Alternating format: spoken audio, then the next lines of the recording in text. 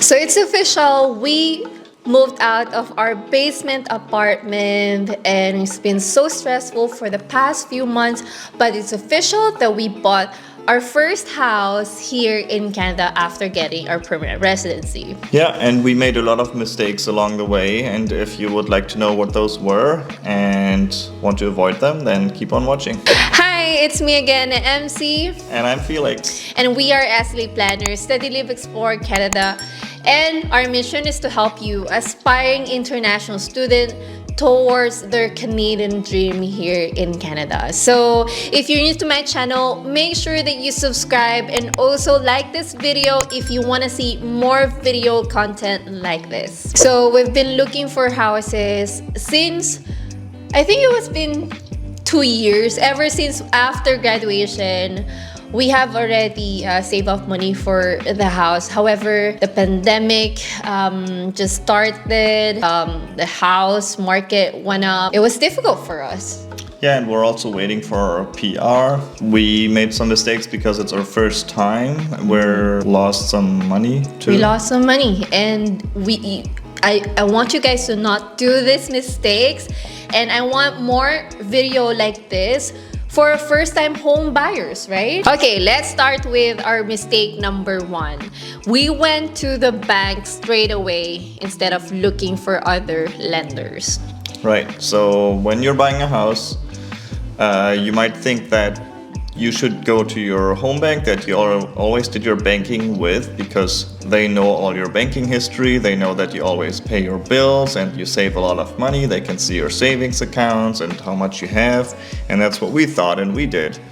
But it turns out that when you use a broker, in many cases you can find a better rate and better conditions because they can compare different lenders. Yeah, so basically we went to our bank. I'm not gonna share with you our bank name, but they gave us around 5 point something, like with the interest rate.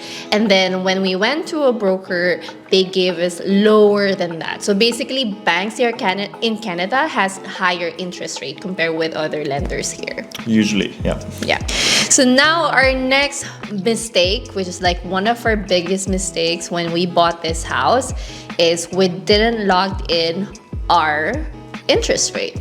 And we didn't get pre-approved. Yes. So in Canada, there's something, it's called getting pre-approved, which means that the lender or the bank looks at all your finances and your income and your savings, and then they tell you, this is how much house you can afford. For example, they say, oh, based on you and your spouse's income, you can buy a house up to $500,000, for example, and then you can go and shop for a house. They just calculated the mortgage that we might get, but they did not lock in the interest rate, which they didn't pre-approve it officially, yeah, and therefore did not lock in the rate, because what they can do here is fix the interest rate or hold it at the time that you're getting pre-approved for the next 3 or 4 months, so that when you're shopping it doesn't change all the time, the conditions don't change, especially in the market where interest rates are going up. That's very important. So make sure when you're getting pre-approved, have it on paper. Yeah, have it on paper. Now our mistake number 3 is not getting a real estate agent. Yeah, so we didn't get a real estate agent right away. We just thought we could look by ourselves and contact the sellers. And it works, and if you have experience in buying a house, that might be even the better way. However, if it's your first time, you should not do that. One of the main reasons is actually that when you sign up with an agent, they can tailor the listings and send you all the listings in your category, and then you get the emails every day and you can look at the houses that you can afford and that are in your area and that suit you, that's what you want. And then you can just contact them about that listing and say, hey, can we view it then and then? That's another thing. It's much easier to view a house with an agent.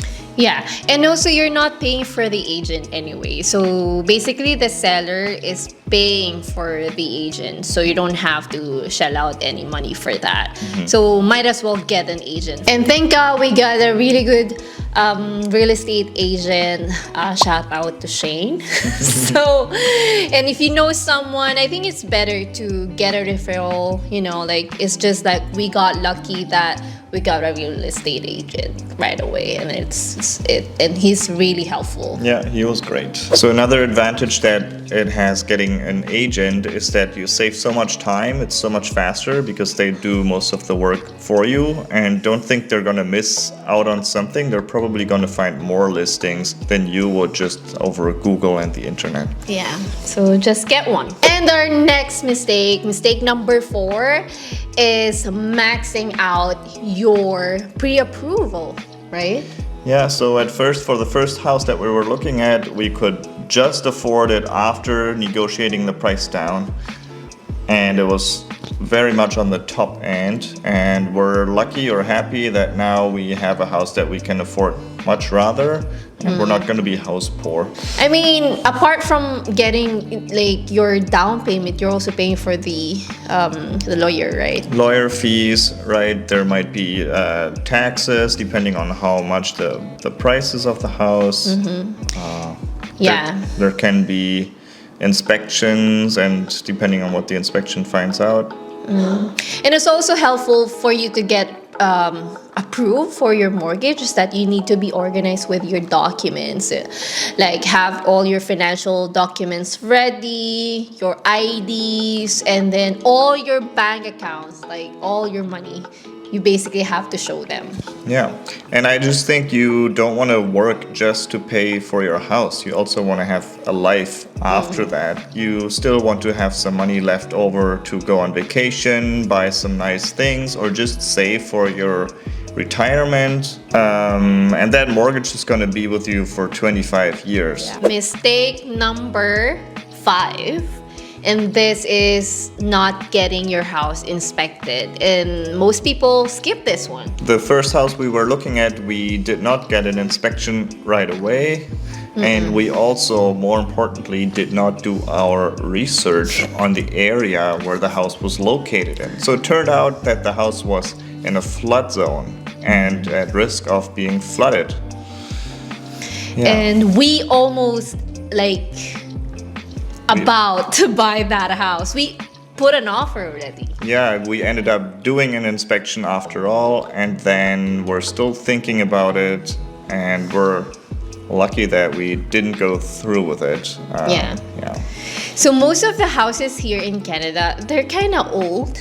So if it's like an old house, might as well get it inspected, because we found some really interesting one in that house, remember?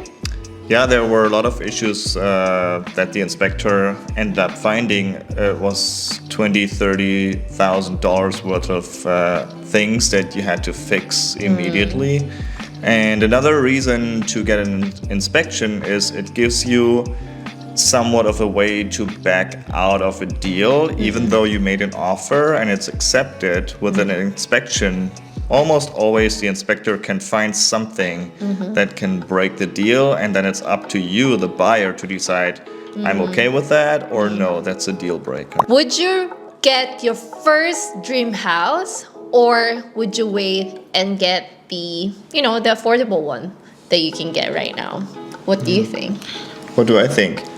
I think if you can, your first house should be just a good deal, something that's in a good area and that you can later rent out, or rent out the basement even, something that has potential to go up in value in the future. Because later, if you don't like it, you can just sell it or use the equity in that house to buy your next property and just keep the old one and rent it out.